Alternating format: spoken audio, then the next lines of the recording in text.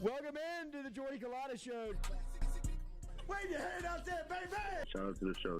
She puts the pinky into the nostril. Man, look at that. Healthy competition, there's nothing like it. Y'all grow up. The line's wrapped around the stadium. Different strengths. Mm-hmm. I just lost a tooth. It's going to be fun. You know, we might have a story. I love what you're doing. Ogeron wants to take us fishing this afternoon. Sharif, you play for the bad boys of the SEC, man. We don't apologize to anybody. A lot of people are saying you're going to be wearing number 7. I don't really know. I want to. He look crazy, Bill. Good feet on the old man. Definitely come back.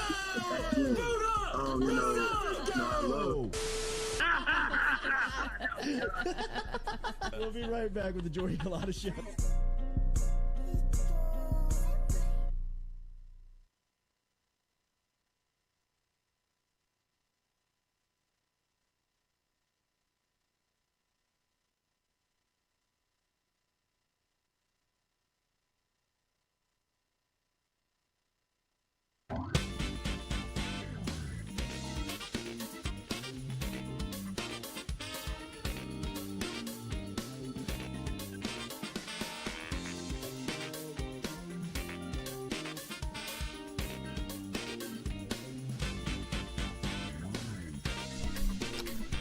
Welcome into a Monday edition of the Jordy Culotta Show, as always built by RMB Builders, live here on this Monday morning. Caught the red eye back last night from Vegas. We thought we were going to be out, but we're back with you here on this Monday, getting you ready for SEC Media Days. Day one, and the LSU football team will be featured alongside Eli Drinkowitz in Missouri, Jimbo Fisher, and Texas A&M. We'll be talking all about what the expectations here are for LSU, some of the storylines around SEC Media Day. LSU baseball getting a little bit better as they add a transfer. Another former Arizona standout, Mac Bingham, is coming over to LSU as he made the announcement yesterday via social media. Thank you to the University of Arizona and the Wildcat community for a special 4 years with amazing memories.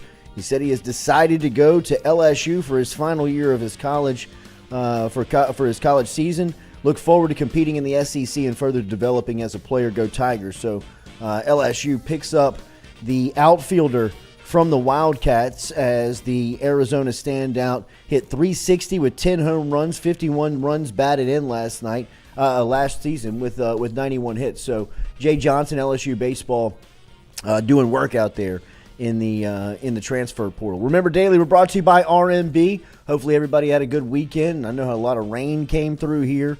And some heavy rain. So if you were affected by that, you need some work done around the house, get in touch with our friends over at RMB Builders, Rhett Bourgeois and the crew, rmb-builders.com and RMB Builders on Instagram. And as always, our phone line is brought to you by Metropolitan Health Group.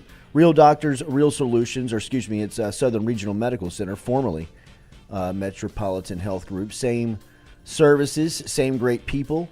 Jason Ramazan and Charlie Harvey, get in touch with them over there to keep up. Still got Vegas brain over there. Got a lot of mush. For sure. It was nothing. It was no Vegas trip like they used to be, for sure. It was me and the kid for the weekend in Vegas, and first and foremost, it was awesome to just get away with little Jay. Picked him up from basketball camp on Friday down in Summit, Mississippi. At String Music basketball camp there, week 1, with Scott Dean and the Deans carrying on the tradition. 57th year String Music basketball camp has been up and operating down there on the campus of Southwest Community College. But picked up little Jay last week on Friday. We hopped on an afternoon flight and no problem flying. Wow. Which was, man, I thought What airline? First and for Southwest. Southwest, which has a reputation of always kind of being an issue. We did. I take that back. We did have a delay on Friday in New Orleans, which was going to kind of run us tight to our second plane that we were catching in Dallas in a layover. And I told the guy, I was like, what do you think, man? He was like, you're going to be pushing. Let me see if I can get you on. So he put me on a flight. It all worked out. Then last night we jumped. We moved the flight from today. We were supposed to be traveling today. Moved it to the red eye and got home last night, and no issues. Smooth flights, all was good. And once we got there, saw the sights. Obviously, little Jay had never been to Vegas, and see all the sights. Not all of them. Some of them you can't really avoid. Yeah, you can't really avoid. Freaks come out during the day. I mean, we landed at like would have been kind of like 10 o'clock Friday night, and had a rental. And I mean, when you see Vegas, first off, flying into Vegas at night is the play. I mean, like if you have I kind of did it accidentally. We had to do it because I was picking him up in the afternoon from basketball camp. So, I mean, it kind of forced its hand. But, I mean, I want to say that's the first time I've done it because I don't remember, I mean, obviously. What, flying in at night? Yeah, I mean, when it just pops up out of the desert. You know what I mean? Like, and then it's just this huge. I mean, you can see the whole thing. You know what I mean? Like when you're flying in, it doesn't really matter what side of the plane you're on. I mean, are you talking about like looking out the window and seeing the whole thing? Yeah, it looks like a carnival almost. Where you look out the window and you're like, okay, we're here. No, it looks like a circus. Yeah. It looks like an absolute circus when you're flying. Because there's nothing. Like, there's like, literally nothing. And then boom, it's just right on top of you. And you get that little feeling in your stomach. For like even, me kind of seeing that for the, like the first time, I'm like, wow, I mean, yeah, right, we're here. And then like getting in the car and driving down the strip with this 12-year-old, I mean, he's like, his eyes are just like a golden retriever. What? He's like, where are we, man? And you're like, what is this place? The first thing about Vegas, though, that hits you is the heat. Oh, my God. I mean, like I said, we got off the plane at about 10 o'clock. And as soon as, like, you step from the plane, like, onto the runway, I mean, like, it is like, it punches you in the face. And it's a different type of heat, man. I mean, I love South Louisiana in the summertime. It doesn't bother me. You know what I mean? Like the heat doesn't really get to me just because we're from here, right? And actually on the plane ride out there, we sat next to a guy who was down doing work in Lafayette. And he was like, man, I mean, the heat. He was like, I'm a local Las Vegian, I guess. I don't know how you say it. Las Vegan. Vegasite. And he was like, look, the heat is different there. And I was kind of like, yeah, right. I mean, whatever, man. We got this, Jay. You know what I mean? Like, don't listen to him. I mean, like, it's all good, man. I mean, and then you step off the plane and you're like, holy shit. I mean, like, this is different. Like, I thought the swamp heat would get you ready for anything. Like, any climate. It's the dry heat. It's like the sun wants to fight you. You cannot hide from it. No, it's the type of heat where you put an egg on the blacktop and it'll cook. Yeah, like literally, like it will cook. And you can't get it. I mean, obviously, there's no shade. That's the other part. There's no trees, and the wind almost like hurts because of the heat. I mean, like it's blowing more at you. It's weird, man. I mean, it is a strange type of weather. I mean, you could just see it on the people too. I mean, the people are just their skin is. I mean, it's the gambling with the drugs and the Vegas, and then the sun, and it's just like they look like they've aged 1,000 years in a day, which can happen to you easily. I know you didn't experience this, but like the bachelor party that morning when you wake up and you're like not feeling the best and you walk outside, like you have to walk a good bit in Las Vegas. Like people don't realize everything's next to each other, but you always want to go like kind of bebop around a little bit. And that 11 a.m. like get ready with the fellas and we're walking out and you're just like, fuck this, man. It got me right. It like hits you right in the eyeballs. Smashes you. Yeah. Like, all right, I guess we're doing this again. Smashes you, man. But we did it right. 48 hours in and out. Don't want to be there longer. Vegas, man. Yeah. It was perfect. Nothing but trouble that third Too many day. chain restaurants. We did eat breakfast yesterday at a great little local spot. But for the most part, we saw all the sights. Saw the Bellagio water show. Took him to the Wynn Sportsbook. Made our bets on the Heisman. Put a little money down on Jaden Daniels. Put a future down on the Tigers at 8-1 to win the Natty. Went under the Saints 10.5. I don't blame you. I'm sorry, 9.5. 9.5. Over under total wins. Took the under there, which I hate an under bet. So now playing the Saints for the entire season as the under is going to be painful. Oh, you're winning right now. What's that? I said you're winning right now. Yeah. You're always winning until you're not on the under. But it was it was a great weekend. Saw the sights, but for the most part, went for the basketball, and that was cool to see as well, man. Being on the campus of UNLV at Thomas and Mack, where the NBA does their summer league. I can say they do this right. Like, I mean, you can go there, and it was a great, father-son, family type little getaway. If you're looking for a little something, if you like sports, if you like basketball, I mean, you're within arm's length of, NBA players. And, for someone like my son who is, at the height of his fandom, he was loving it, man. It was fun. We watched the Pelicans yesterday as they fell to the 76ers, 117-114. But Zion there. I didn't see Zion in the building, but I did. Jordan Hawkins, the rookie for Pelicans, pretty impressive. Shooter. Smooth shooter. I mean, like, really smooth shooter. Got a smooth, just kind of stroke to him. E.J. Liddell, the rookie from last season, he tore his knee. Yep. Looked Ohio really good. State. Dyson Daniels was out there playing, running around. So, Well, you saw what happened with Zion, right? what? The woman came out again. She has more allegations. Yeah, I mean, but It's unbelievable. Man, That's the final card, huh? I mean, I thought that it would. I thought that the tat on the face was. I thought the pregnancy was it. But this is the Zion thing with that. You just got hopefully it runs out of gas. Yeah, you know what I mean? Some sense she's running out of cards in the deck if you would have taken it to Vegas. Hayden Paris Peppermill Breakfast is a Vegas must. That's where we were yesterday. I'm glad to hear we hit the spot. But it felt like we were at the spot. It felt like we were at a little Vegas local joint. Because that's what I was asking the hotel guy. I was like, look, man. Enough McDonald's. I don't want to eat in the hotel anymore. You know what I mean? And I don't want McDonald's. Is there anything? Give me a local appeal. Give me a local restaurant. And he leads off with Denny's. No. I was like, no, dude. I was like, no. Well, here isn't a chain. No, I'm like, no. Like something that is like I can only get in Clark County here. It's like exclusive to this place. People that are from here that made it. He's like, well, there's a place like Peppermill down the street, and I'm like, is there any of those anywhere else? And it was like, not that I know. I was like, we're doing it, and it felt like we were on a winner. Like when I walked in, I was like, this is the spot. I think we're at the spot, Jay. Yeah. I think we're at the spot. Because you hit McDonald's every time. Like it's probably the busiest place outside of an actual casino, is the McDonald's in Las Vegas. It is unnerving. You would hate it. I will say that the brand that is everywhere, that you see everywhere in Vegas, is Raising Cane's. Oh yeah, is everywhere. Everywhere.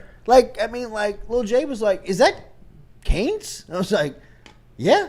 He's got two on the Vegas Strip. Mm-hmm. The chicken He's the strip. official chicken finger of UNLV Sports. So, inside of Thomas and Mack, he's on the. Wait, we don't even have that. He's on the Baton scoreboard. Rouge. He's on the. It felt like we were at the River Center. It was. He's everywhere. He's in Dubai. He's everywhere. Just opened in New York City. 3-story in Times Square. I was seeing that in the information in the strip one. Yeah. It was unreal, man. It was unreal. If you want chicken tenders for $25, get them in Vegas. Ed Johnson, the best time to go to Summer League is the first week. That's when all the draft picks play. You're right, Eddie. Everybody at this point had been sat. Yeah. Right. I will say that the best player that we saw was Amoni Bates. Yesterday was playing for Cleveland, and you talk about smooth. Hooper.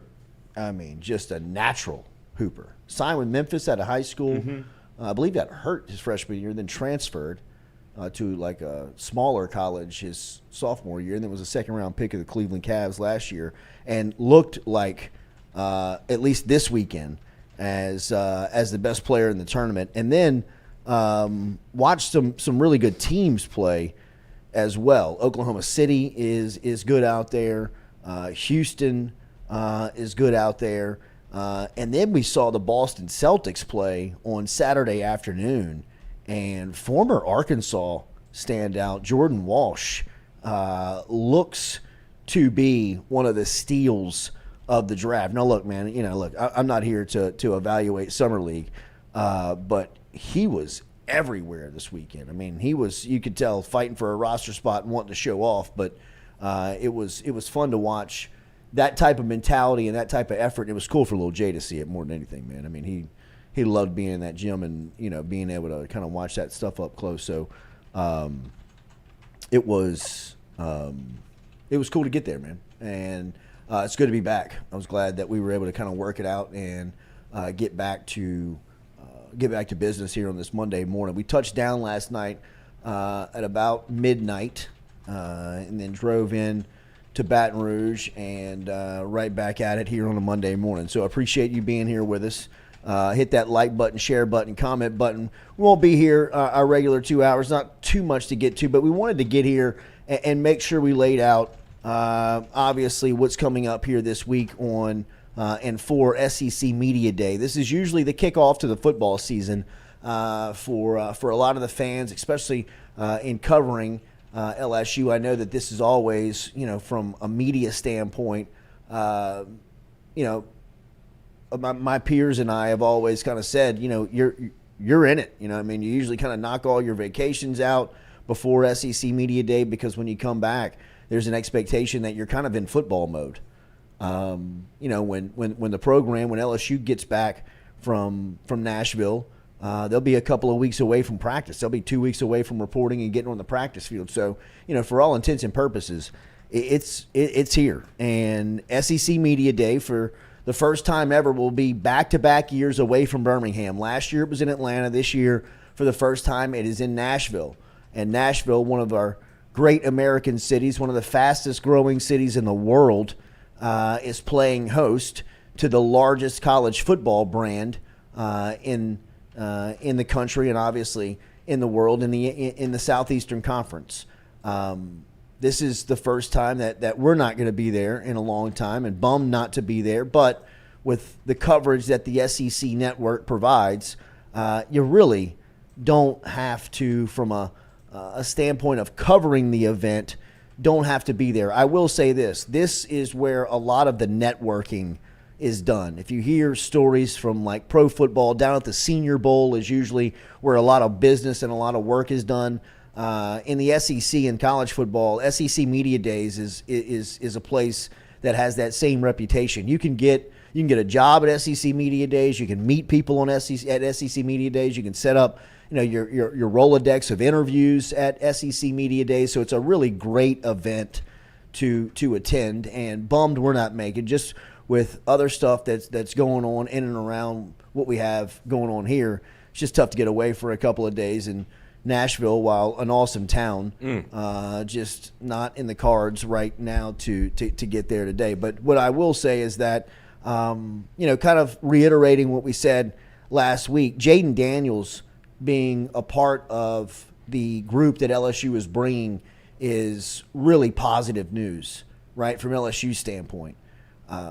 I think it says to not only your team and to the program, but to your league, to the competition, that you have your guy. You've got your quarterback. You've got your offensive leader. You've got the guy that, really is the face of the program going into the season. And, outside of bringing Burrow in 2019, LSU has not brought a quarterback to this event since Zach Mettenberger back in 2013, which really in itself was kind of a story back then, because of how much of a roller coaster ride that position had been for the last decade plus. And now to have Jaden Daniels representing LSU, I think is a huge plus, right? And looking at the Heisman odds yesterday, funny enough, we were in the sports book at get more Wynn. official than that. We were at the Wynn in the sports book, and the Heisman odds, there's only two schools with two quarterbacks on the Heisman odds list. Texas and LSU. And it's not even Texas's backup that's the second on the list. It's Arch Manning who's on there just because of his name recognition. And he actually has higher odds than Garrett Nussmeier. Nussmeier at 50-1. But Hey, you should take a flyer, honestly. that's what I told Jay. I said, this is how you make money. Never walk away from 50-1 anything. I mean, because he's a snap away from Exactly. playing on potentially the best team in college football. But Jaden Daniels is the guy, and obviously he's got high odds on Heisman. Caleb Williams being the favorite, Drake May, Hennix Jr. from Washington being up there at the top. But after those guys, I mean, Jaden Daniels is in that next wave and that next mix of quarterbacks. And for LSU standpoint, to take him to this event really, in my opinion, asserts themselves as saying, we have our guy. He is the quarterback. There's no competition, even though, as Brian Kelly said to us just a couple of weeks ago, that they've got 2 championship-level quarterbacks in their program. So I love Jaden Daniels going for LSU. Obviously, with Josh Williams and Mekhi Wingo being the other 2 guys there, we said it all last week. Great representation, great players.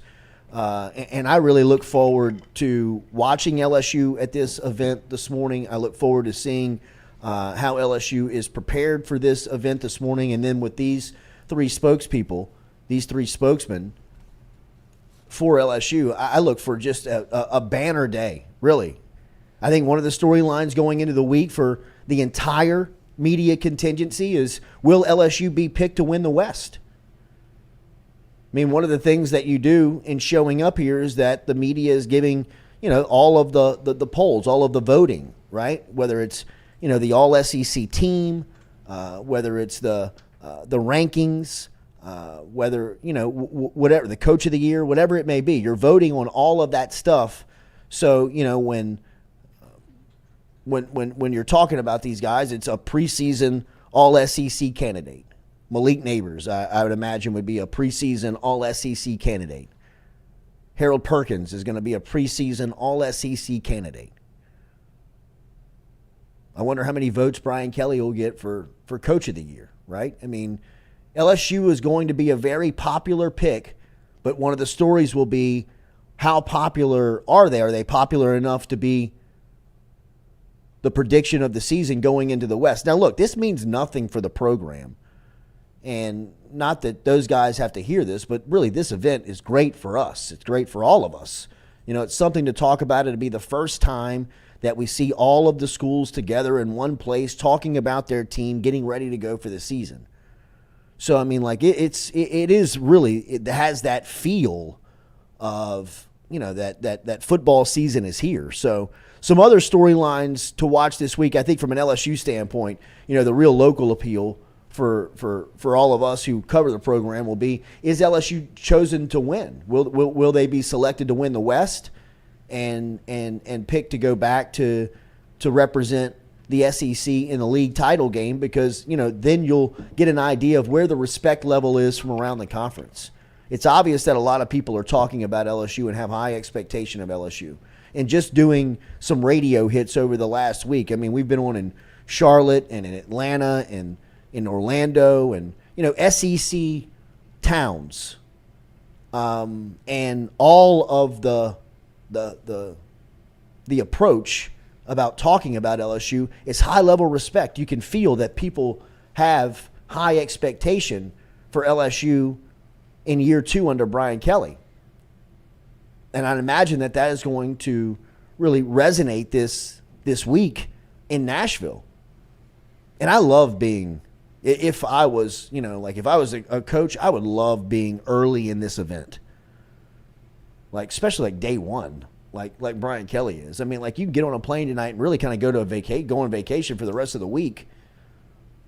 Because this is about the last piece of dead time. This is the last piece of true, time away from it that you're going to have until March. Right after recruiting and right before spring practice. I mean, from here over the next 7 months, it's the grind. And this is, usually the kickoff event to that. Couple things. Do you think that with bringing Jaden Daniels, that Brian Kelly obviously opens himself up, not only Jaden, but also himself up for questioning? Like, that's going to be a lead story, right? Like, you're kind of putting it on a pedestal, or it'd be more of a story if he didn't bring him. Yeah, I think it would be a huge story if he didn't bring him. But I think that LSU is comfortable in bringing him. I don't think that they're doing it trying to run from a story. Right. Right? Like, I think they're doing it because Jaden Daniels has put the work in.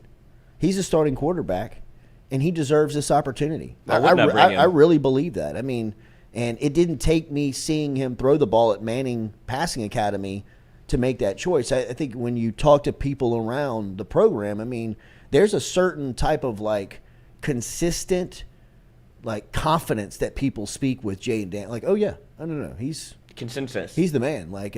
He's the leader. He's the face. He's the voice. He's put in the work. People see that. He's put in the work not only on the field with his team and throwing the ball, but in the weight room and, putting on the strength and the weight that he needs to stay, healthy enough to make it through a season. Look, LSU's in a great spot from a quarterback. As good of a quarterback room as LSU has, and I'll continue to say it. I said this last year. I said this the year before that when Miles Brennan, Jaden Daniels, the spring before that when Jaden Daniels, Miles Brennan, and Walker Howard were competing. LSU's quarterback room is sitting in a place that it's never been. Really, I mean, you can go back. I mean, there was 2 years with Ryan Paraluge and Marcus Russell and Matt Flynn that really kind of set a standard that was hopeful that you could get back to with the amount of talent and brain power in the room of playing the quarterback position. And now it seems like it's set to go over the next couple of cycles. I mean, they've just set themselves up from a recruiting standpoint that is going to keep them competitive, really here for the next what feels like 5 to 7 years. Some other storylines to watch here outside of LSU is obviously Georgia's going to be picked to win the East. Anybody that does not pick Georgia to win the East needs to have their credential taken away from them. I mean, on just the grounds of the schedule alone, right? I mean, I know that Georgia can't control the league schedule, and that this is what the vote is on. And to me, they're the clear-cut best team in the East. We'll see if Tennessee can get some things going with Joe Milton. We'll see if Billy Napier can fire some things up and get his seat a little less hot going into year 2. But for the most part, the East feels like it's going to be dominated by Georgia again, as they pretty much feels like that they can stamp their ticket into Atlanta. Tennessee or South Carolina? If you had to pick a dark horse type scenario where it's not Georgia or who can challenge them the most, I feel like Beamer's building a little bit of something there, and you have a returning quarterback as opposed to Florida and Tennessee. Both have new guys that are kind of breaking in. You saw flashes of Milton, but it feels like Rattler's probably, unfortunately, the best of the returners in the East. Feels a little dangerous to bet against Beamer in South Carolina right now. They got a lot ever since the Mayo Bowl. They have built some momentum that feels real. Mm-hmm. They have built some it's fun. Really. I mean, it feels as if they're I mean, I don't know if this term suits college football, but it feels like they're doing it the right way. On the brink of something. Like it feels like they're they got a lot of the energy in the right direction, and I would lean South Carolina as the dark horse favorite just because of Rattler, just because of the experience at quarterback. I know Joe Milton has all of the stuff, and he was the MVP of the bowl game, and he was wowing everybody down at Thibodeau with his arm strength and what he can do throwing the ball. But I really believe that it's Georgia. I mean, it's overwhelmingly Georgia. You haven't even seen Beck play. No, don't need to. Exactly. I know what they've recruited defensively. And I know what their offensive line is going to look like. Mm-hmm. I mean, people are not talking about what Georgia's has done on the offensive line in recruiting and how dominant they should be there. I mean, I think they have the best center in the country, obviously, with Cedric Van Pran, who's out of New Orleans at Warren Easton. And this is, that kind of goes back to the offensive line recruiting days of old, where LSU was just swinging at missing on positions of need, right? While you're playing a Harvard transfer, Georgia's coming into your backyard and taking what is now the leader of their team. I mean, this is the second year in a row Ced Van Pran has been to this event. I mean, he was there last year with Georgia as we were talking to him. So Georgia in the East for sure. What coaches are on the hot seat? Remember, I mean, there was only 2 coaching changes over the offseason, and one of them really was forced due to Mike Leach, obviously, passing away at Mississippi State, and Arnett getting that job, the defensive coordinator getting the job at Mississippi State, and obviously Hugh Freeze taking over for Brian Harsin at Auburn. Whose seats are the hottest going into the season? I think there's a couple of names to watch here, but it seems like the most talked about seems to be Eli Drinkowitz's name keeps popping up at Missouri as somebody to watch. Jimbo Fisher at Texas A&M, which to me I think is still within the time of the contract where it's almost impossible. I mean, it's not impossible from the financial standpoint, like A&M can do it. But I mean, you're still talking about like $72 million? I mean, it's still like crazy amount of money. But I guess if you're not the AD that made the decision, Yeah. And if you've got the money, privately funded, like, what do you do, man? Here's the check. See you. And then Billy Napier, in Gainesville, obviously. I mean, look, last year was not ideal in year one. Recruiting, obviously, it seems to be trying to catch up, but with really the emergence of Florida State. Miami has been very aggressive in NIL. Florida's really just trying to keep up in their own state, much less in the SEC. I mean, you first got to compete to win the state of Florida. Florida was doing that routinely when they were dominating college football. And now with, all 3 of the schools, and not even, just the headliners. I mean, you've got schools like Central Florida and South Florida and, teams that are already in your state that you're competing with for the talent. Now, look, there's a ton of talent in Florida. But, I mean, if you're in Gainesville, you need to be getting the high end of that selection.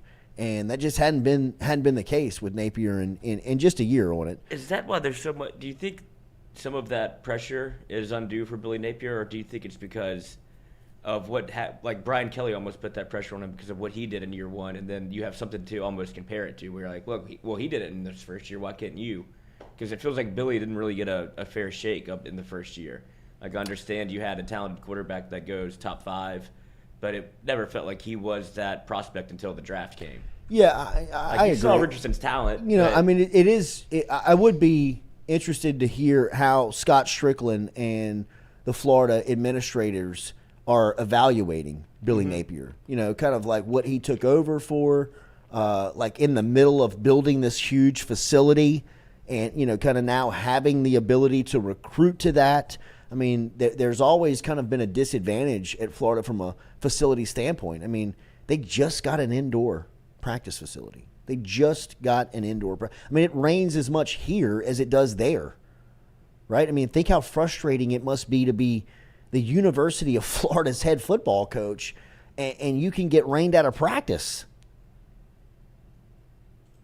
And your competition, all of them have indoor arenas or indoor practice facilities where they can, really not break the preparation. So, I mean, they're really just catching up from a facility standpoint. And, with all of the money being infused into the program, now they can commit to that for a long term. and see if they can't catch up. So I think that there's, from evaluating Napier's standpoint, there are some things that you have to look at that are off the page that it's not just the win and losses. It's not just the, what's happening on Saturdays. I mean, I think there's some things that, when he took the job, had to take shape and had to be given time to evaluate his performance on how they were implemented. Now, look, you can't go trip over yourself and, not show any signs of improvement, recruiting, development, things that are going on, which I believe they are. But, I mean, the locals get restless during losses, man. I mean, it's crazy to think that even like Missouri, you mentioned Eli Drinkwitz, like he went 5-6 and 6-5. He's at Missouri. What do you really expect? Who's out there that you're going to grab and fix Missouri in 2 years? That's what But look, that was my argument with South Carolina for a long time.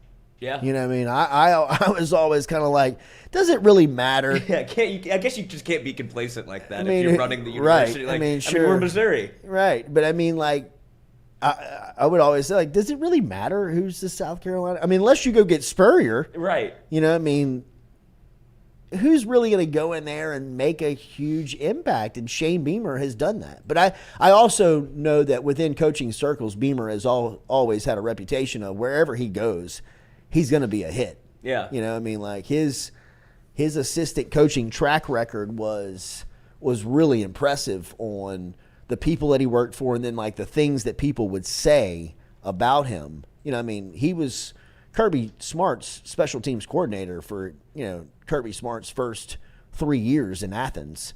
That's where he came from. And before that, he was a who's who of staff. He was on usually all of the best staffs in the country, and was always, kind of the guy that everybody would talk about. So there always usually is that one or two name to watch every year of somebody that can pop, and Beamer has been that person. I don't know if ultimately he stays at South Carolina. I think that there's bigger jobs out there for him, but I would use him as the example of what's Missouri going to do? Well, if you go find Shane Beamer, you can maybe turn that thing into a competitor. Where people are nervous about you. Yeah, excited. Right? Like if you're a fan of if you're a South Carolina fan, the brand's you're buying tickets. Yeah, but also in that same vein, you get to that point on the mountaintop where it's exciting and you're good. You might have popped off a 10-win season, then he's gone. That's the other thing about a South Carolina, Missouri, where South Carolina seems more sustainable. But if you get a coach like that, that means Billy Napier's job is on. That makes his seat even hotter. If you're Jimbo Fisher, if you see Texas A&M would go and be like, we'll just go get him. If you're so that's what it's like. Right. What are we gonna do at Missouri? You get this great coach, and then we can't pay him. It's it's a never-ending cycle. It sucks to be in that middle ground where LSU was living for a second, but it always had the resources to not be. That was the frustrating part. Right. So I think there is. You even look at what Mark Stoops has built at Kentucky. Yeah. Kentucky for a long time was a school that nobody hell, Calipari didn't even respect him from a football standpoint. Yeah. He's out there taking shots at him in the media publicly. Basketball school.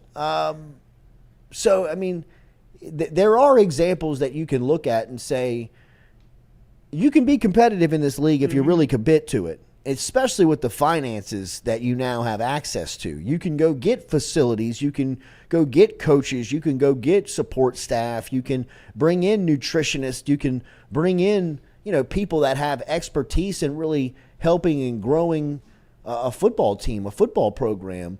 There really is no excuse on it. No, now you can go get players. Exactly. So, LSU will be featured today. Day one of SEC Media Days, along with Jimbo Fisher. It's always fun to hear Jimbo Fisher speak 100 miles an hour and not say anything.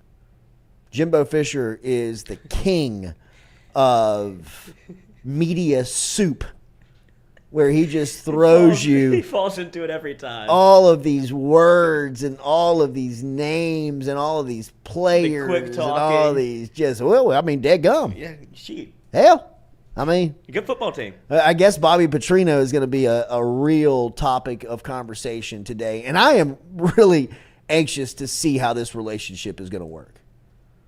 Really. I mean, because Bobby Petrino, when he was in his prime, which I would say was probably about 10 years ago, and that lasted for about 20 years.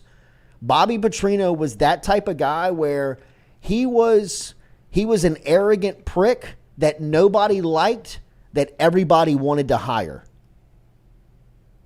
Like he was such an asshole. He was such a dude that had a reputation for being tough to work for, tough to work with. None of his players liked him. Nobody really liked him, but everybody was trying to hire him because he was a offensive play calling genius. And he had a formula, and he had the means to make it work. And every time he was in charge of a program, they would end up winning. And no matter his reputation, or no matter what people thought about him, or no matter what he did, he always got work. I mean, he could do everything from MF staff members in front of administrators and their family to have literal affairs on campus with married employees get caught, knocked off of a motorcycle, and nearly keep his job there, only to be hired again a couple of years later to lead Louisville. And now back calling plays in the biggest league in college football. I mean, the guy really and truly, for as much as a menace as he's been to himself and programs that he's worked for, he's unburnable. Like he's a cockroach. You can't get rid of him. You're good to kill. Like he's too good at what he does, where you're like, like we can always go get Petrino. You're like, well, I mean, like, what about the PR around it? And you're like, well, I mean, he's great. He's great. I mean, like his play calling is still fantastic. What he did to Atlanta. I guess hiring. Yeah, I mean, like nobody. You forget about the Atlanta story, right? He's got so much other. There's so many stories. Like you bring like Todd McClure in here. You bring like Warwick Dunn around and ask those guys about Bobby Petrino, and like they will. Their face gets like steaming. You can sense that, like, oh, whoa, my bad. I mean, the guy left them a letter in their locker overnight and quit to take the Arkansas job. A pro football team, like a locker room full of pros, walked in there and saw a letter in their locker from the head coach saying that he quit. And he still gets work. I mean, he still gets opportunities. And the relationship that him and Jimbo Fisher share, which, look, I don't know them personally, but we've seen Jimbo Fisher in public, right? Like we've seen him melt. We've seen his true personality. That does not look like that's going to get along well with Bobby Petrino. It might. It could work. Maybe they're two old friends that understand each other and they can have those types of conversations and get away with talking to one another like, they're brothers, and then come back and make up for the better of the team. But it is going to be soap opera to watch. Like if there was one piece of reality television that I would be drawn to this season, it would be Petrino and Jimbo Fisher mic'd up every game. I would just love to hear the interaction. Just how that works. Because for as much as Jimbo Fisher probably had to tell Bobby Petrino in the recruiting process, in the interview process, and in the hiring process, and probably even after he hired him, has to reassure him, like, are you sure you're not going to trample on my play calls?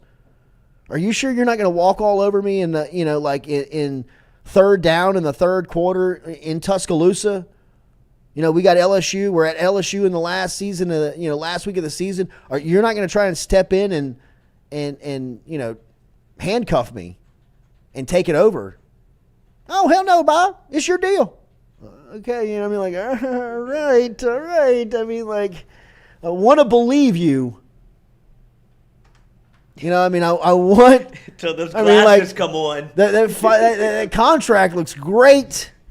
A lot of zeros behind that number. I know everybody's here good for the money. It's probably a great place to coach if you're winning, if you got things moving. You probably,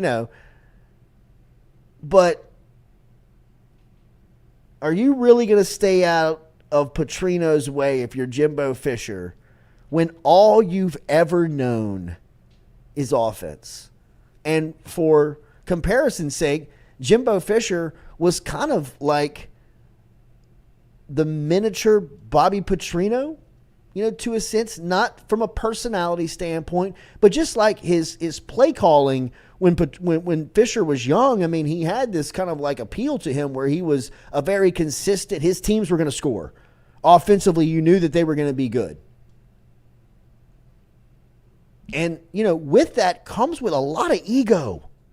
I mean, in football, usually the coach with the biggest ego is, if you have a good offensive team, the offensive coordinator. You look around teams now that, football has become offense. Right? It's become basketball on grass. Teams that can just score, pop, pop, pop. Just pop down the field and you're in the end zone. Usually, the most confident, arrogant, egomaniac in the whole locker room is the OC, the guy that either feels like he should be the head coach or the guy that feels like he's the one that's piloting the ship, that's making the reputation of the program, the team, of what it is. Right? I mean, usually kind of loud in the locker room, loud on the practice field, hat backwards, kind of jumping around, chest bumping everything. I mean, that's usually who that guy is. Petrino and Fisher are that guy just at 60. They've aged. But there's a lot of clips of, Jimbo Fisher and Rohan Davey on practice fields, going back and forth at one another. So, look, if it works, they could set all types of records. If they have a formula or a chemistry where they can really talk to one another, that would also be very appealing to see. Two offensive geniuses in their own right. One in Fisher that's gotten a reputation over the last 4 years that he's fallen behind, that he can't keep up. His offense still looks like 2000. Where in 2023, people are just kind of doing different things. They're not running that style or that style's not having any success. So if that's the reputation, it's curious to go hire somebody that's similar in age and runs similar concepts. But maybe you put those two guys in a room, throw them a couple of dry erase markers, give them a whiteboard and say, go to work. Catch up the offense to 2023, to modern day football, and you two guys are the scientists behind it. I mean, it's easy, I believe, to come out and say there's no way it's going to work. It's just, and I would not be surprised if there's shots every single Saturday of Texas A&M football where you've got Petrino in the press box and you've got Jimbo on the field, and Jimbo's got his microphone and his mouth covered up and just barking into whatever he feels like Petrino needs to hear. And then shoot the camera up to the press box where Petrino is not budging, telling him, Jimbo, if you want me to meet you down on the 50, we can square off right now. Trying to do it with less. I mean, it could be toxic. Oh, either way, it's going to be fireworks. I agree. It's reality television. Oh, it's what I want to. It is my Hard Knocks. Like, Because then it's going to be exactly what you said. Whether he's on the field or if he's in the booth, it's going to be cut to camera too, and it's going to be them two either side by side or going back and forth between them arguing or things going well. And does he go to media days? Do you bring assistant coaches? no. Okay, so it's just Hell head coach. no. Yes. Because And even if you did, you're not bringing that one. yeah, that's what I was wondering. I mean, they still had an opportunity to ask you about the Arkansas debacle. Yeah, I mean, you put him in that. Put him in front of a microphone. You put him in that room, and I mean, calling like, the hogs. A&M's got a different type of bonfire they're worried about. I mean, that would be disaster. Remember, Daily, we're brought to you by Katie's Restaurant. Katie's is located down on Iberville Street, katie'sinmidcity.com.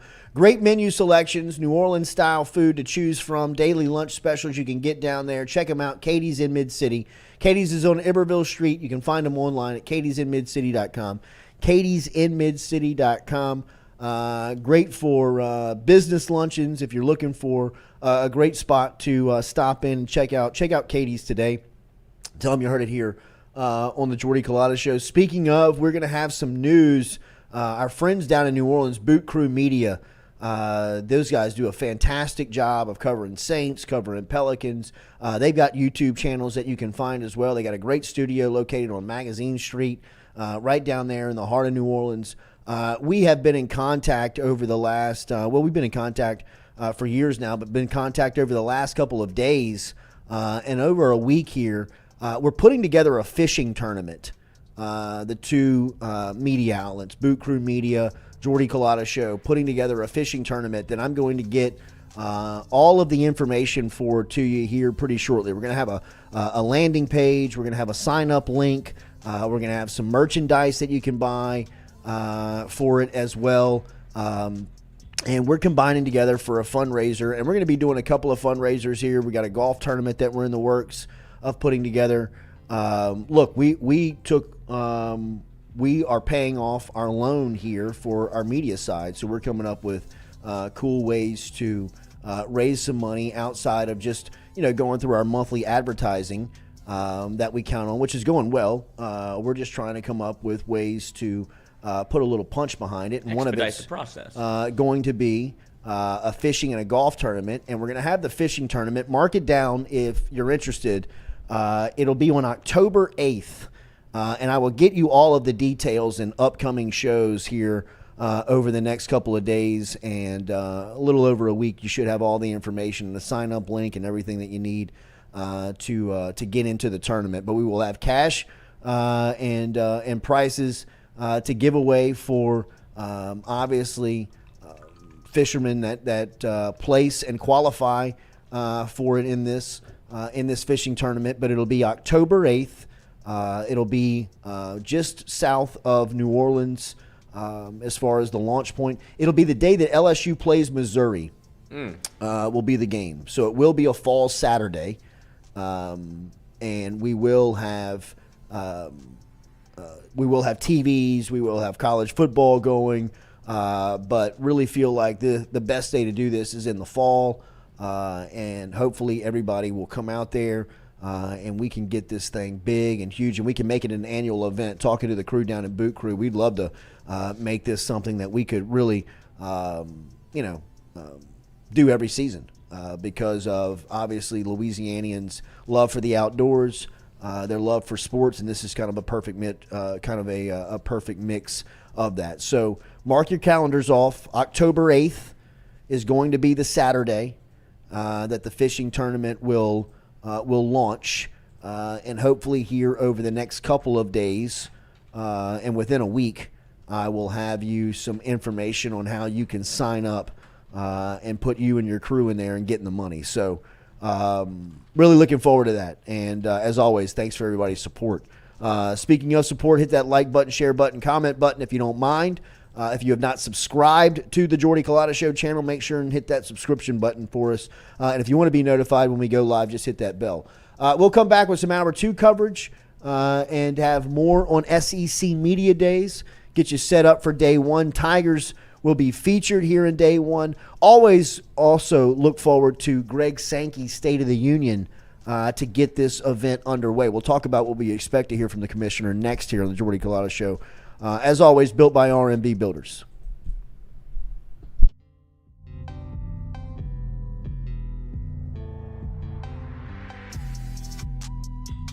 Southern Eye Center, located at 6859 Jefferson Highway right here in Baton Rouge, has been serving your eyes for over 40 years in the Capital Region. They offer friendly service in a helpful environment with the highest level of personal care to manage your eye health and vision needs. If you want more information, log online to southerneyecenters.com. That is southerneyecenters.com. Stop in and check out their beautiful office located on Jefferson Highway right here in the capital city. And remember, each time you walk in there and you mention the Jordy Culotta Show, Dr. Ann Shaw and Southern Eye Centers will take 25% off of their fantastic selection of sunglasses. All you got to do is mention the Jordy Culotta Show. Check them out. southerneyecenters.com and located at 6859 Jefferson Highway.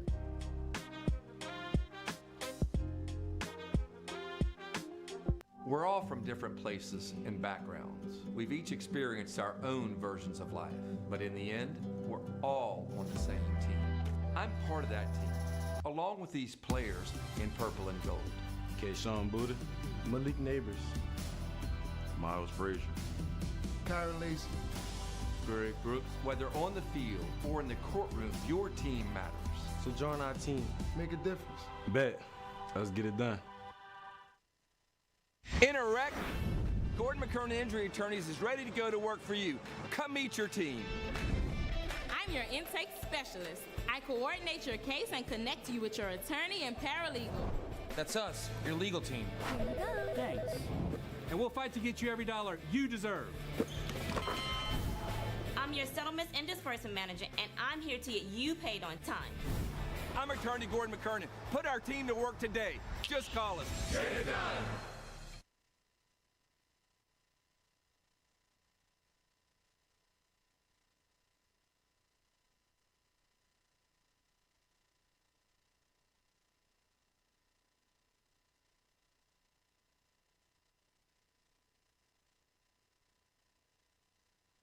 Hey Baton Rouge, when traveling through Natchez, Mississippi, whether you need to fill up your vehicle or your belly, stop by Go-Mart and On The Go Deli.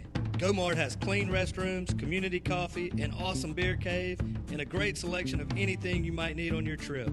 So stop by Go-Mart at 4 Sergeant Prentice Drive as you're entering Natchez on the left, and visit Tom and Wright Granning and their awesome team at Go-Mart. We've seen the BK takeover stuff from LSU and social media and really in his short. Gordon McKernan Injury Attorneys is ready to go to work for you. Come meet your team. I'm your intake specialist. I coordinate your case and connect you with your attorney and paralegal. That's us, your legal team. Thanks. And we'll fight to get you every dollar you deserve. I'm your settlements and disbursement manager, and I'm here to get you paid on time. I'm attorney Gordon McKernan. Put our team to work today. Just call us. Get it done.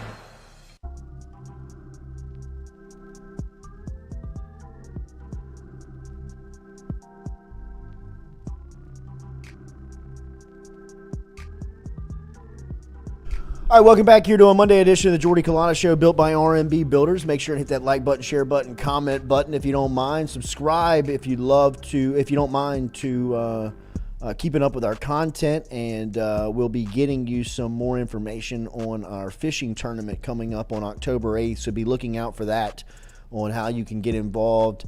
Also going to have some advertising packages that we'll be hitting the streets with here pretty soon on the fishing tournament. If that's something that you're interested in, make sure and get in touch with us at Jordy at jordyculotta.show.com. Jordy at jordyculotta.show.com is where you can email in. Just to be the easiest, just to find the easiest way to get involved. So SEC Media Days, day one, as we said, LSU going to be featured here, and obviously LSU going to be fielding questions about Brian Kelly in year two, what the expectation is. One of the questions that he's not going to have to answer as much, or I imagine he's got a pretty canned answer for, is his quarterback room. Right? Kelly feels very confident about his quarterback situation with Jaden Daniels and Garrett Nussmeier entering another season. Both guys who he feels can play at a championship level and lead this team and lead the program whether or not who's under center. It feels like it doesn't really matter from the head coaching standpoint. Who's under center, he feels like he can win at a high level with both of them. So, from Brian Kelly's standpoint, I'd imagine that a lot of the questions will just be centered around, year two, creating that stability, building the program. As we said, some other storylines to watch. Georgia and Alabama will be answering quarterback uncertainty questions, right, with Stetson Bennett and Bryce Young both moving on to the NFL respectively. Who's next in Tuscaloosa? Who's next in Athens? Will it be Carson Beck? Will he be able to take over? Sophomore Brock Vandergriff is somebody that a lot of people anticipated could maybe go into the transfer portal. Ended up coming back to Athens. So you've got some depth there. Obviously what happened in Tuscaloosa in the offseason with Tyler Buckner transferring in to Alabama from Notre Dame to join his former play caller, and Tommy Rees, who is now the offensive coordinator in Tuscaloosa. Joining the room that features Jalen Milroe, who got some time last year, even with Bryce Young on schedule or on roster, and Ty Simpson, who was a Elite 11 quarterback in the same recruiting cycle as Walker Howard. If you remember, Quinn Ewers was in that cycle. Quinn Ewers decided to forego his senior season of high school and enroll early into Ohio State, which kind of reshuffled the recruiting rankings in that cycle and had, no matter or just kind of depending on the service that you looked at, was either Walker Howard or Ty Simpson were, the number one quarterbacks in that class. So Simpson is a guy that's heavily regarded, highly recruited, and there's been some talks. I was on with Coach Wes Neighbors and his crew last week, or Coach Neighbors and their crew over in Birmingham, and Ty Simpson's name seems to keep kind of coming up. Hunter Hall was dropping him as well. He was as plugged into the Alabama program as you could be. Around Alabama. So Buckner all for naught? I think Buckner, in the more that I talked to Alabama people and listened to them, Buckner was a security blanket because they believed that one of them was going to transfer. Whether it was Simpson or Milroe, they thought was going to leave. They needed a backup. Yeah. So I think Buckner was really the play on him, was to make sure that they just had security on whoever stayed, which makes sense. Yeah. But I mean, he's walking away from a starting job. Buckner was the starter at Notre Dame. I guess they brought in Sam Hartman, but so that makes sense. Yeah, so he's just Hartman looking for a home. Yeah. Hartman, another sneaky dark horse for Heisman. He's good. Yeah, he is good. He is good. And watching him since QB1. He's good. So, I mean, it is going to be interesting to see what happens in Alabama and at Georgia with the quarterback situation. And then, like this morning, one of my favorite opportunities at SEC Media Day is to sit in the room and listen to Greg Sankey kind of address what the state of the union is for whether it's the SEC or whether it's college football. And, now it's really started to trend to the entire sport because of the power that Sankey yields, right? I mean, like when he speaks, the sport stops. I mean, people listen.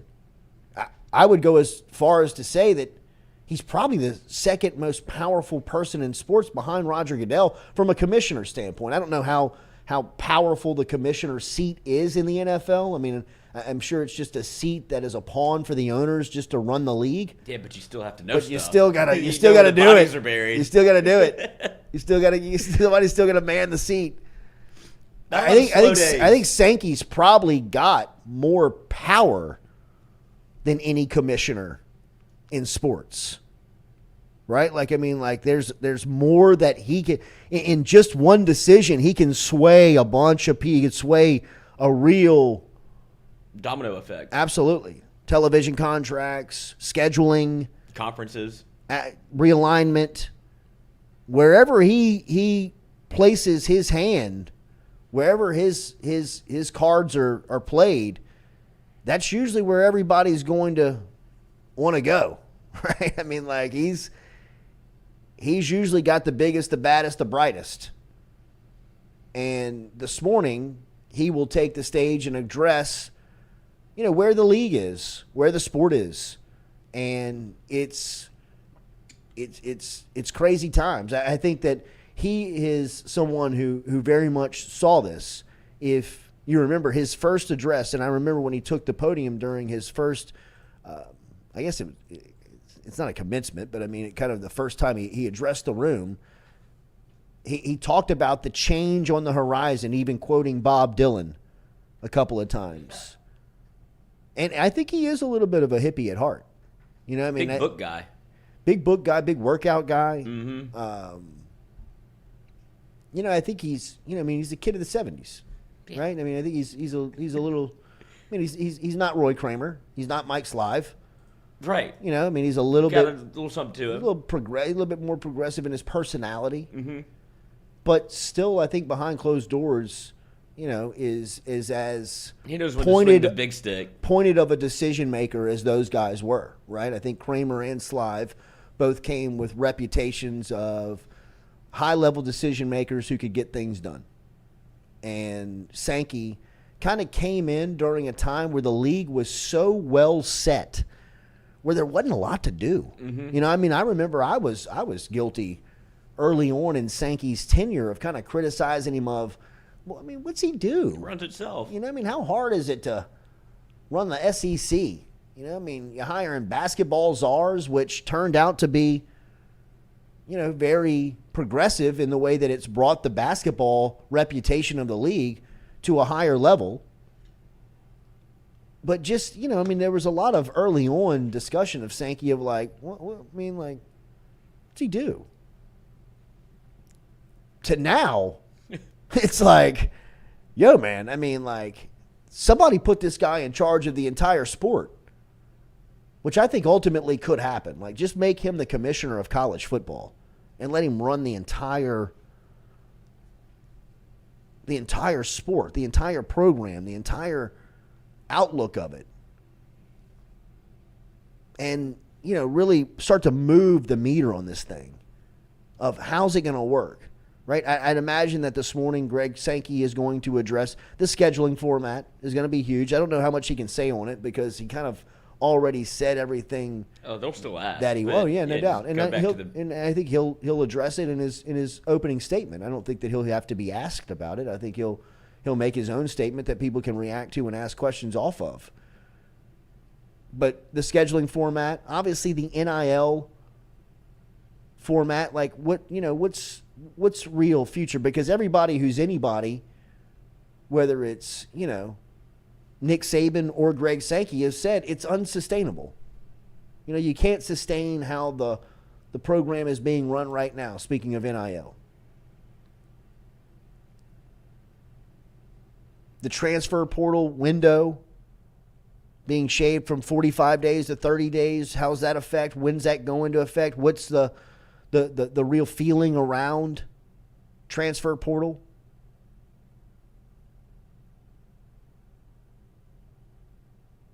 The expansion of the league with Texas and Oklahoma, who will actually be at the event this year. They will not be taking part in the event, but for the first time they'll have a presence at the event just to see.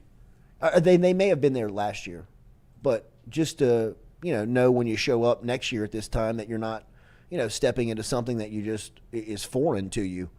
But, as we've said, this is really kind of the last of the dying days.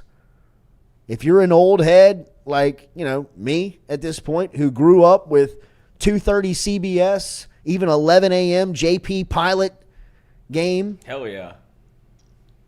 Dave Neal waking you up on a Saturday morning in whatever SEC town you were crawling out of bed or off of a couch or off of a floor from to get waken up by Dave Neal at the 11 a.m. game, usually in Oxford, Mississippi, Lexington, Kentucky, Arkansas,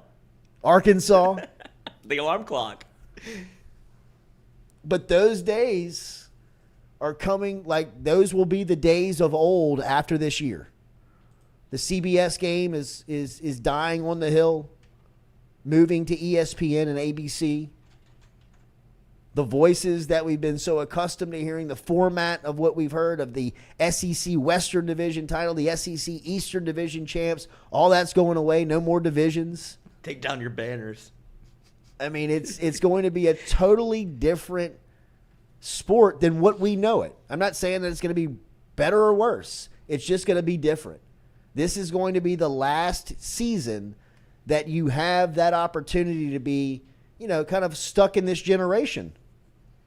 Right? Like, this will be the time of kind of like, you remember the 2:30 CBS game?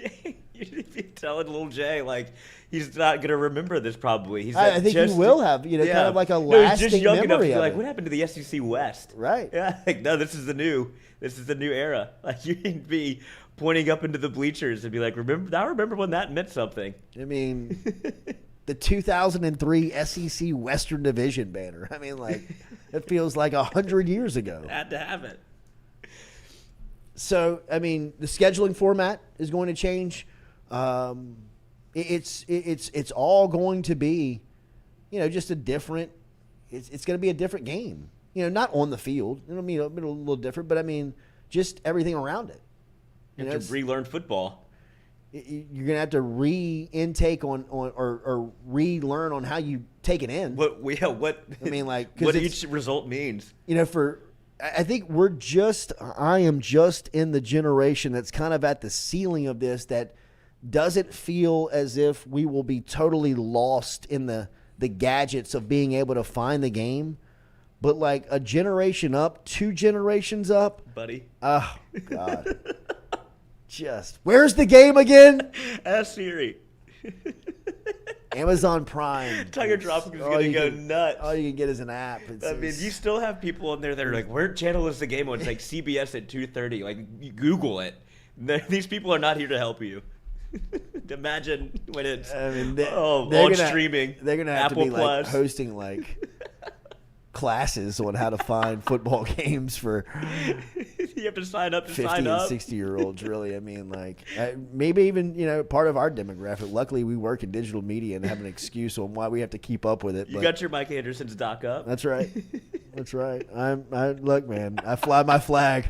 You don't have to explain to me on how to find the game, but I mean, it is going to be a learning curve for think about that. Really all of us. I mean, I'm not pointing and laughing at anybody. I'm sure at some point the technology is going to trick me into, not knowing where the LSU game is for the first 3 minutes of the first quarter and trying to throw an iPad into a ditch on trying to find the game. So, I mean, on the phone with AT&T right now. It just heads up.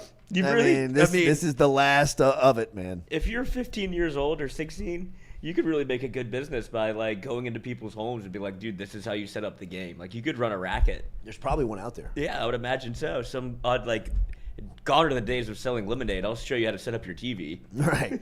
Absolutely. Keep your lemonade stand in your quarter. I'm looking for $2,500, and I'm going to program every one of your TVs to this remote. I can guarantee you'll never miss a game You're again. 2 clicks away from an LSU football game. I mean, here's $5,000, kid. You take cash? No, but my dad said he does. You have to stand watch the first quarter Yeah, in right. case anything goes He's in the wrong. truck in the driveway with a security guard. Yeah. I got to clap twice so he can come in and collect. Yeah. We actually put some cameras up in your home. Right. We're watching you right now. Smile, you're on right now. Yeah. Bohannon. Yeah, seriously. Oh my God. So look, man, it's the dying day, man. It is the last of the dying days. Sad. Pour one out for JP Pilot and Dave Neal and the Golden Pipes. Oof. The channel that built by Ali Broussard. Ali Broussard. It was always running roughshed on the Pilot Deuce Sports. McAllister. Yes. Who I remember just like running through JP Sports Game of the Week. JP Pilot. I mean, like, dude. Dave Neal, man. I love Dave Neal. Hit that like button, share button, comment button. Do it for SEC Dave. Media Days, day 1. He's still around. I mean, like, we're That's what talking I was looking up. we're talking about Dave like he's dead. He's still calling games. Where is he? He's on the SEC Network. Is he? Absolutely. Yeah. Oh, I know Dave Neal. Okay. The best. The best. Oh, man. All right, Vern so still doing it? Who? Is Vern No. done? No, Vern's done. Nestler took Vern's spot. Yeah, I mean, that's that's true. That's been what? I mean, that's almost. That's like 5 years. Yeah, it's been 5 or 6 years. Gary and Nestler. So they'll They're- be calling They're going away. I mean, depending on what ABC does, I don't know if you. CBS. Yeah, but I mean, no, it's ABC. I mean, I don't know if they're going to hire Nestler and Daniels to keep that's what I'm the- saying. to Or do keep they the voice. stick with CBS, which would be I mean, obviously, ESPN or ABC owns ESPN. That game is shifting to ABC. I have been steadfast all along. I think your Tom Hart, Jordan Palmer, Cole Kubelik crew, don't overthink it. Like, that's the best crew in football. I mean, like, I know that there's a lot of name people out there that call games, and the Herb Street Fowler and, you know, the who's the sideline reporter on that game? You know, usually the whoever is the best and the brightest of reporting is working the sidelines for that game is always a very, very well produced game, right? And one that's very entertaining to watch. You do not get more information out of a game if you're into that stuff. I am than watching the Tom Hart, Cole Kubelik more than anything, and I think his role of kind of allowing him to be a third man on the broadcast, kind of a part of the play-by-play commentary as he walks the sidelines with a wireless microphone and an earpiece to kind of keep up with what Palmer and Hart are saying in the booth, to allow Kubelik to kind of chime in from the field level to give you breakdown and analysis of the game, is the best way I watch football. May not be for you, may not be for everyone, but I think from an informative, entertaining, you know, they got great chemistry standpoint, there's really no better crew in being able to break down the game. Little biased, love Tom Hart, love Cole Kubelik, friends of mine. We text, we are always talking about football. I always talk to Tom about, parenting stuff. I mean, like him a lot. So, I'm biased, but name me a better crew.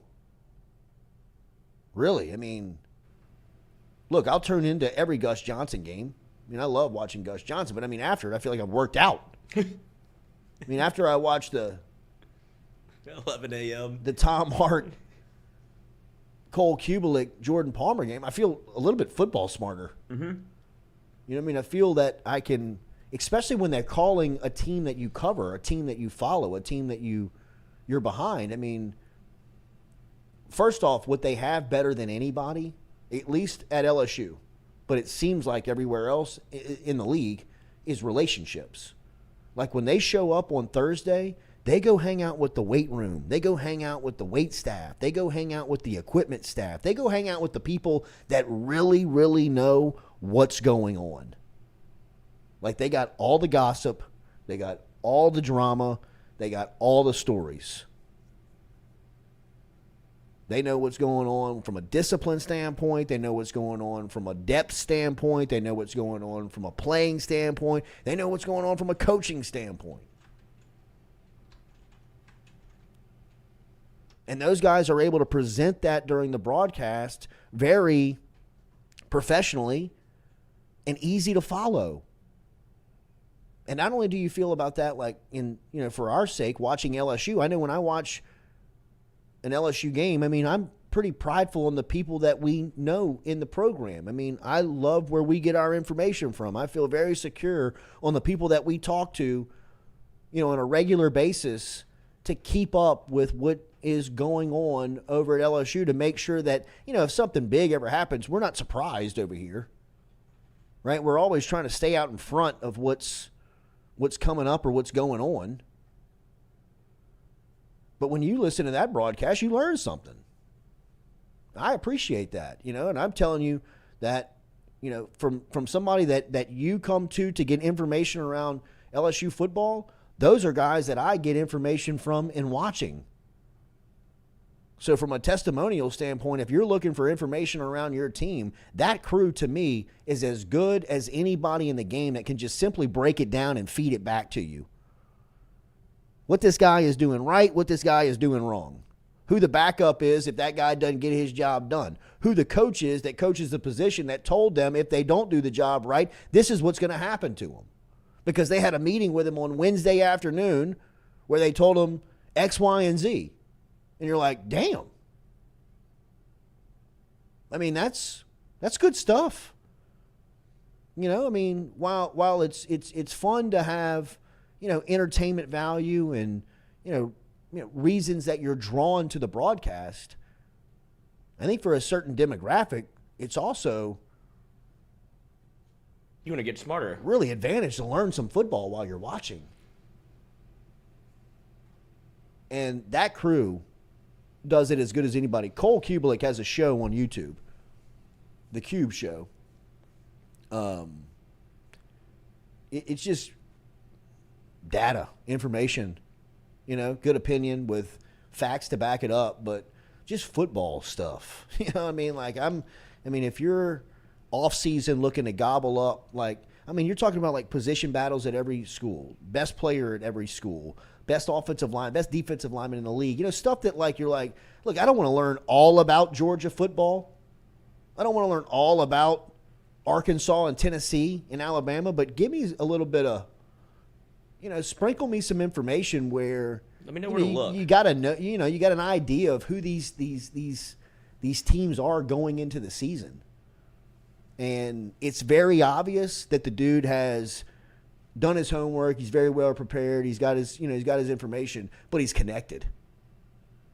Like when he speaks, you can tell like his facts aren't coming from like reading the Lindy's annual preview. You know what I mean? Like Sports. His information is coming from like the strength coordinator, like the equipment guy. I mean, he's getting it from high-level sources. So, I don't know, man. I kind of went off there for... Just letting you cook.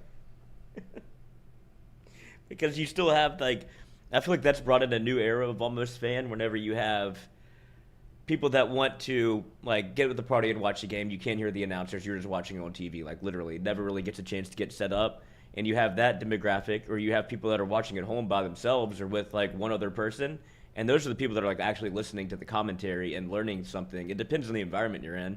And I think a lot of like the learning stuff has come from the Manning cast where people are like, oh, there's more things I can know about football, you know? And so that kind of sets them up because I think they do the best of both worlds. The SEC network crew where they're able to have fun while they do it, but they also teach you something as opposed to it doesn't feel like I'm in school, you know, like they still do have that entertainment value, especially like somebody said in the chat, like when games get out of hand, they like to have fun. Like he's eating a blooming onion on the sidelines. Right. Like they do good stuff that keeps you entertained, but also there's nuggets everywhere.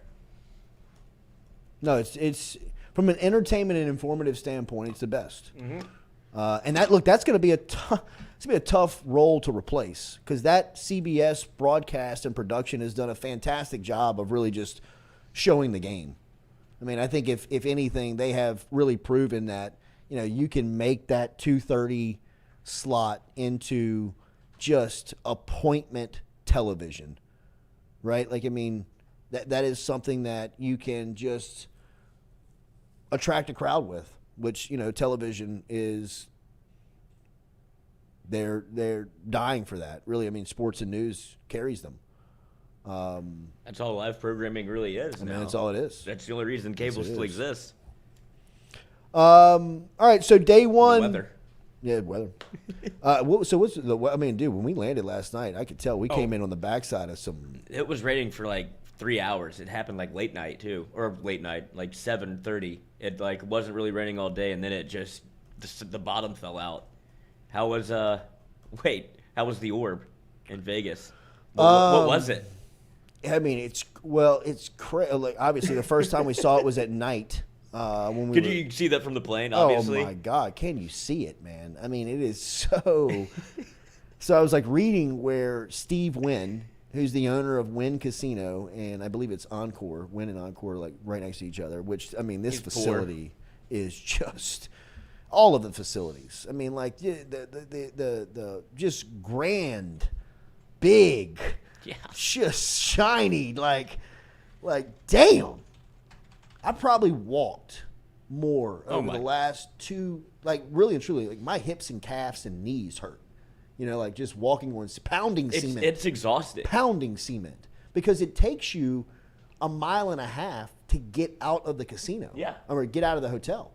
You know, we stayed at the Luxor, which is the pyramid. Okay. Right? And it has one elevator in the deal. So we were like the elevator is going to be on like one side of this triangle. You know what I mean? We're like on the far side. So like, which is not bad, but to get off of the elevator and to walk to the room legitimately was a quarter mile. Yeah. You know what I mean? Like it maybe more. And then to like get out of, like when you come down you're still off the elevator, you're in the middle of this complex.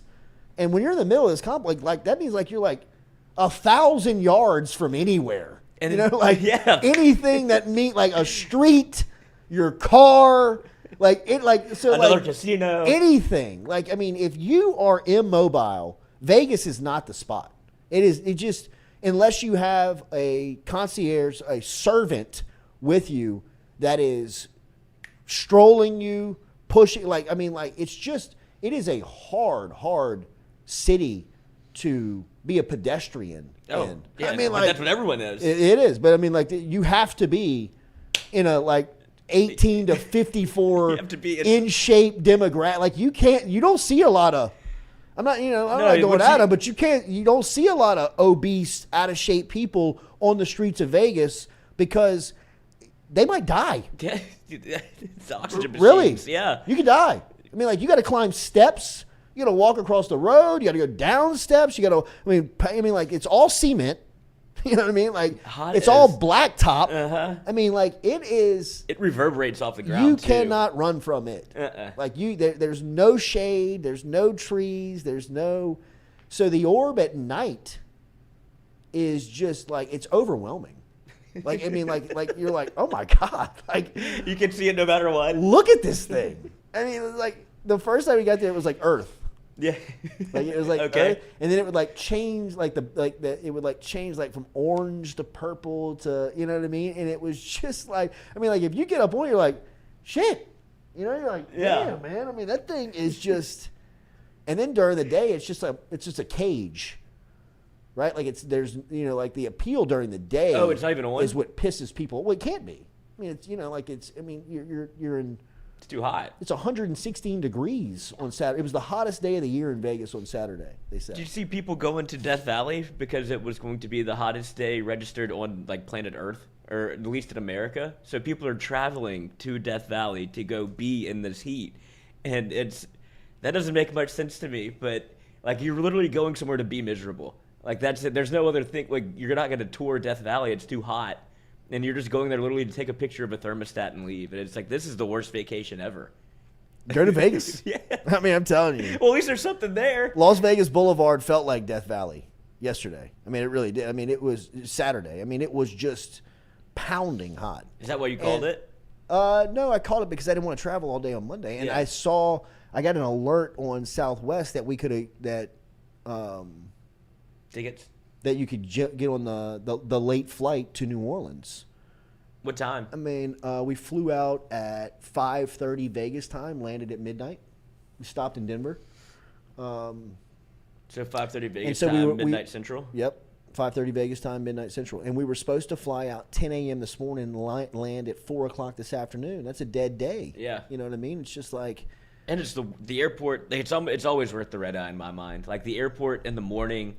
People are everywhere. It's not convenient. It's like you can't, especially in Vegas. Oh, agreed. Everybody's leaving Monday morning. Man, it was the amount of people in Denver that really was. But by that time, I mean, and look, we did both carry-ons. I mean, it was easy. Check in online. I mean, it was walk straight through, walk up, get on the plane. And I looked at. I mean, I asked him. I said, "What do you want to do? You know, I mean, you want to get."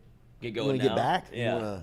I mean, he's my son for sure. He's like, let's roll. I was like, let's roll. yeah, tell me, bro. Dump the woods. Yeah, let's do it.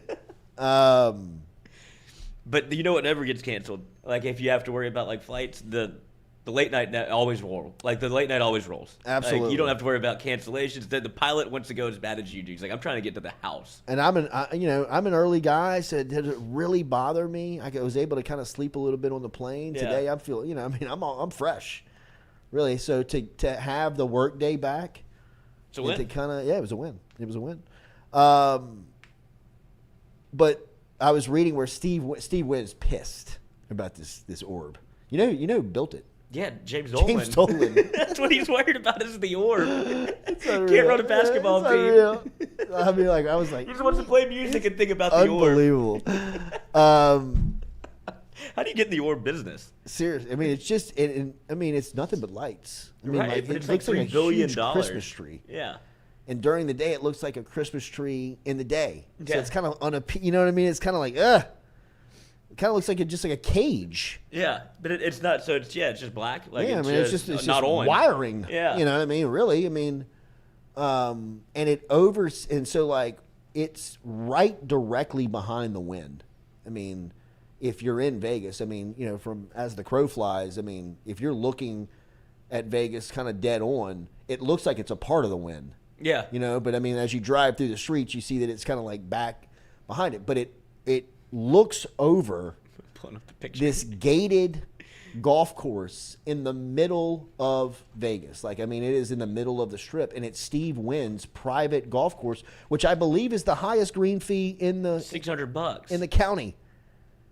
And Wynn is losing his mind because he just has this thing, like just like monstrosity. looking over his golf course all day long. And like, I mean, this thing goes from everything of an NBA basketball at night to like a human eyeball. This is like the human eyeball is the freakiest one. Imagine dude. being on any sort of hallucinogen and being like, "What is that? My eye?" And What it's am I like it looking does the at? slow blink at you. Like the first time I saw it, I was like, oh my God. Get me this out is of here. nuts.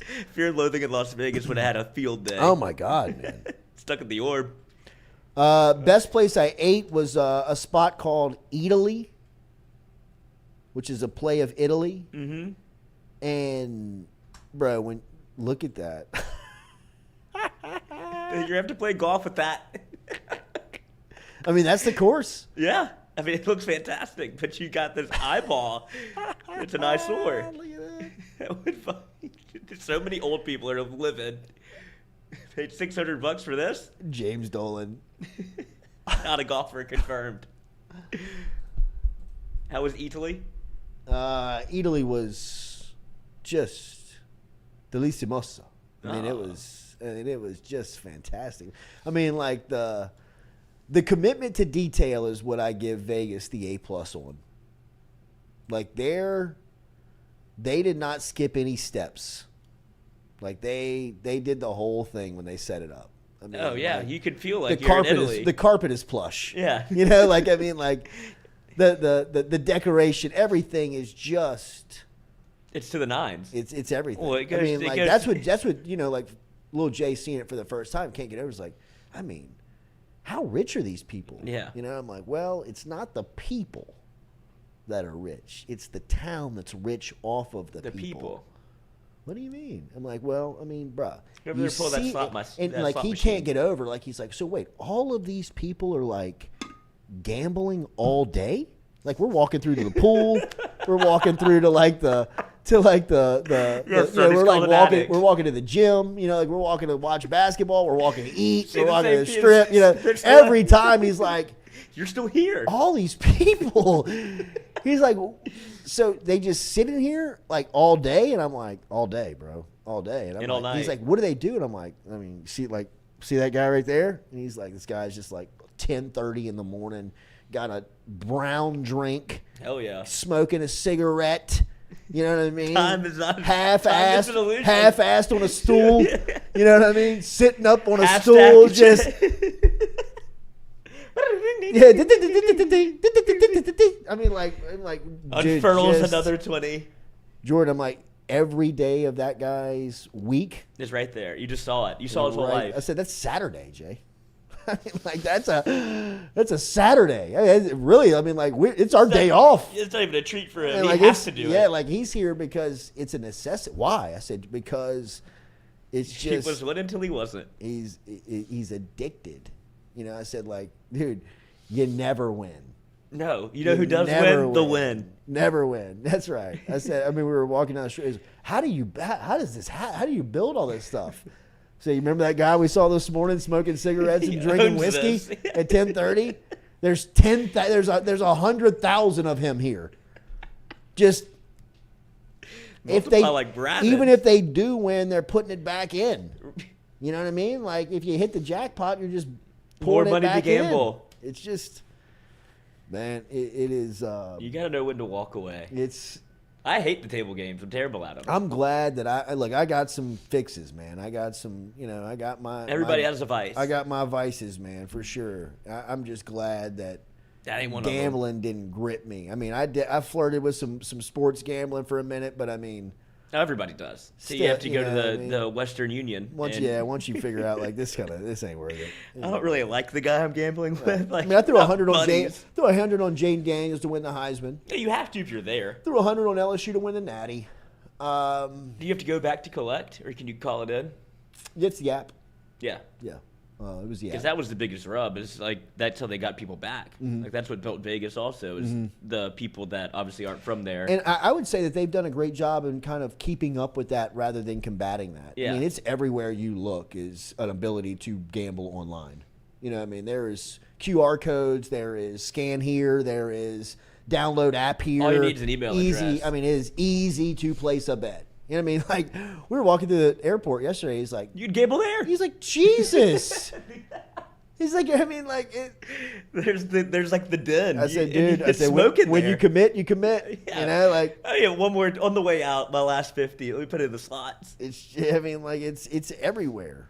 But Italy was fantastic, man. I highly recommend if you are in Vegas, you like Italian food, just to like check it out.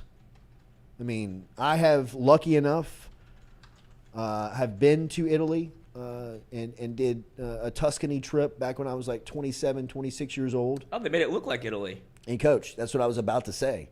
It feels like you are in Italy. Like, I mean, like everything from like I'm telling you, when I walked in the door, I smelt it and was taken back to the trip immediately. Like I was taken back to a town called Cortona in Tuscany, where we walked into like what would have been like the farmer's market of that town, and like walked through it and remember like a distinct smell that hit me at Italy. That is like, you're like, man, I would never think I would be able to recreate this other than going back. To Italy. The hotel rooms are very depressing in Vegas. Yeah, on purpose. They don't want you to be in on there. Purpose. Yeah. On purpose. Oh, that's a bad feeling. It is. But it's a great feeling being there with your kid, like being like, man, the sideline view is so much cooler.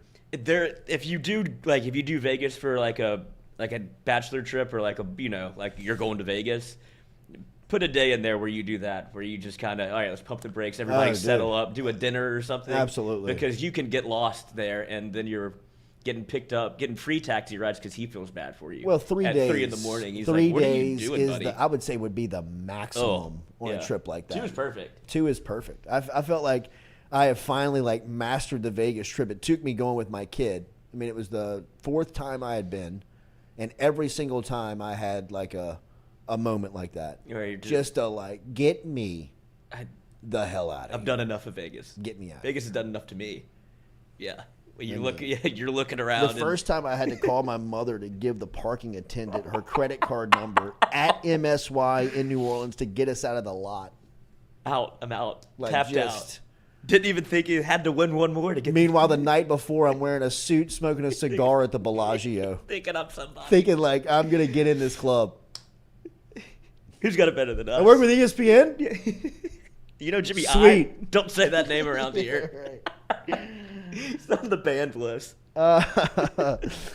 All right, so day one SEC Media Days. Will LSU be picked to win the West? We'll find out soon. We will have the recap for you tomorrow. Did I see Mac Bingham on Mic'd Up tonight? Mic'd Up tonight, Mac Bingham, go. 6 to 8. Nice. Yes, the Nice. newest LSU baseball commit. So Nice. he set the internet ablaze because him and Jay Johnson and everybody thinks LSU's paying for players. So. Sweet. Championships. Hate us because they ain't us. Yeah, that's right, man. Was getting on the plane last night in Vegas. Saw a crew of listeners that was flying. Or no, it was in Denver. Sorry. Getting on a plane in Denver and was flying to New Orleans. And a row full of listeners said they love the show, love the content, always appreciate the feedback and hearing and seeing people out there that are taking in the show. We appreciate you being out there very much. It's about to get cool over here with football season just right around the corner. And hopefully we'll be having some good content covering the Tigers for you lead into the season. So hit that like button, share button, comment button. Have a great Monday. We'll be back with you tomorrow morning we'll be early tomorrow morning, actually.